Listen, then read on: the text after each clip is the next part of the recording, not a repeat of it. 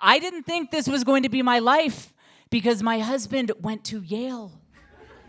When people hear that, they're like, oh, Yale, okay, so you do have a little money. You'd think. You'd think. Yeah. Oh, yeah, when we started dating, I thought this was going to be a real Ulta to Sephora upgrade. What I did not realize is that he is a Texas country boy at heart, so it has turned out to be more of a Trader Joe's to Bass Pro situation.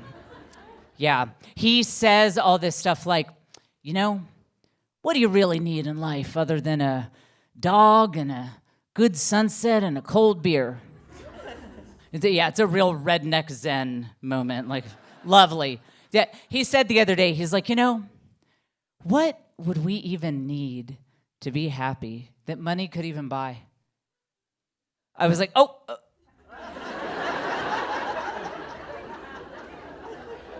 Is that rhetorical or can I jump in?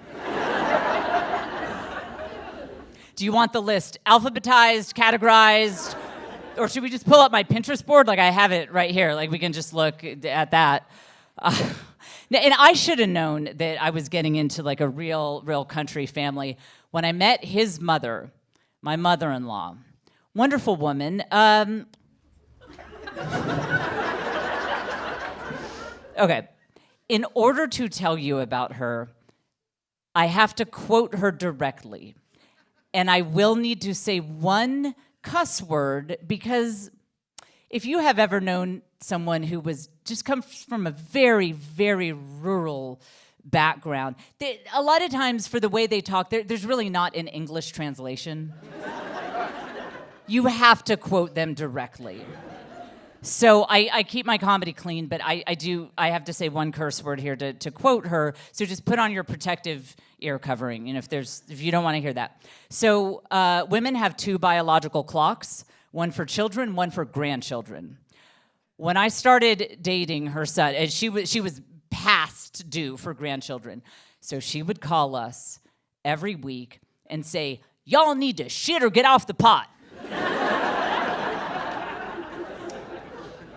That is Texan speak for, I would be simply delighted if the 2 of you would engage in the holy sacrament of matrimony.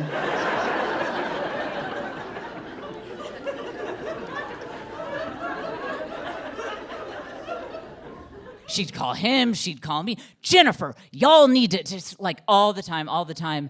Then 2 years went by. We were not engaged. I did not have a ring.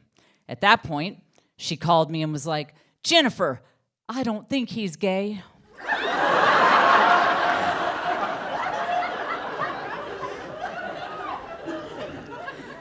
So finally, 2.5 years into our relationship, he proposed. It was like a moment out of a movie. It was the beautiful scene out of my wildest dreams. And he called his mother and he said, "Ma, we decided to shit."